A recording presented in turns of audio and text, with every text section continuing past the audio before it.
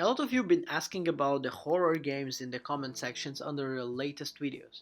Since the release of Plasmophobia, it actually born a lot of cool games that are similar in same genre. Something that happened before with the PT of Kojima, that the games were just literally cloning the style of the original game.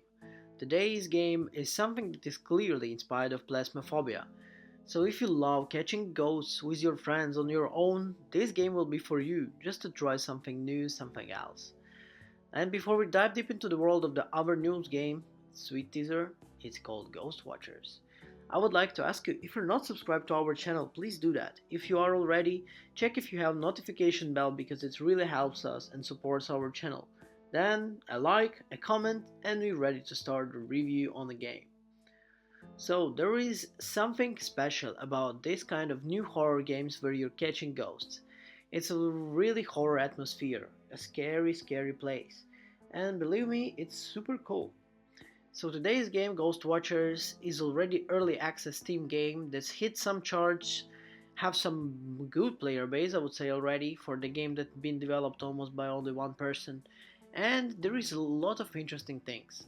Anyway, let's talk a little bit more about the game overall. There is no room of error in the Ghost of Watchers. This is the most important thing, especially if you're not a fan of jump scares and random noise spikes. Where the Phasmophobia was a little bit more subtle with its scares, Ghost Watchers is not shy. It's a really brutal world. Red Rise falls just short of Plasmo's atmosphere, and instead it relies on more of the jump scares, an overlay presence of the ghost to keep players on edge. You'll really be really stressed in this game. You're going to see more of a preparation as Realm of the House is occasionally materializing to give a quick fright. It's definitely quite eerie to watch the ghosts float around, but you almost get used to presence after a while. Of course, it helps also for such a good sound clue every time it materializes.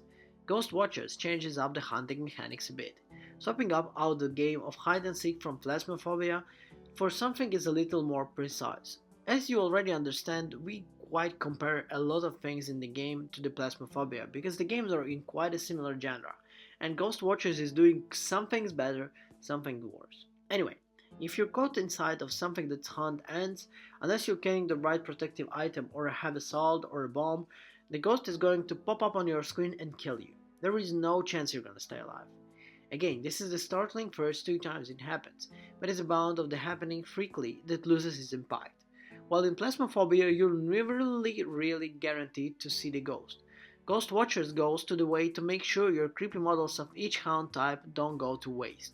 Still in early access with a plenty of room of Ghost Watchers to grow, and some indications of the training area suggest more of the ghosts are planned.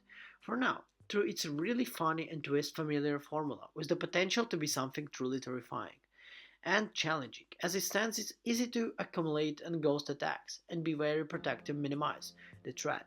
In many games I played and almost I died was a game glitch, and the first two games I never felt that I was really in danger. There is a lot of different maps in the game for now.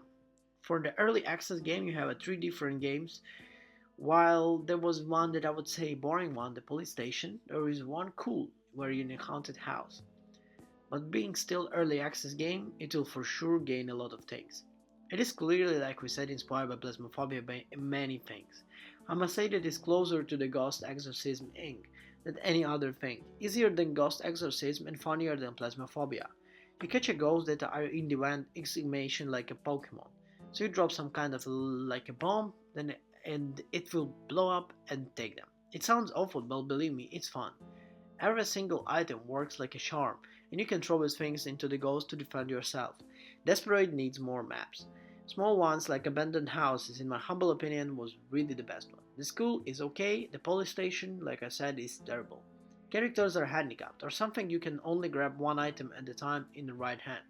You can't hold a flashlight or a crucials. For example, if you play solo, let's say, there is issue with joining matches and during the co-op games.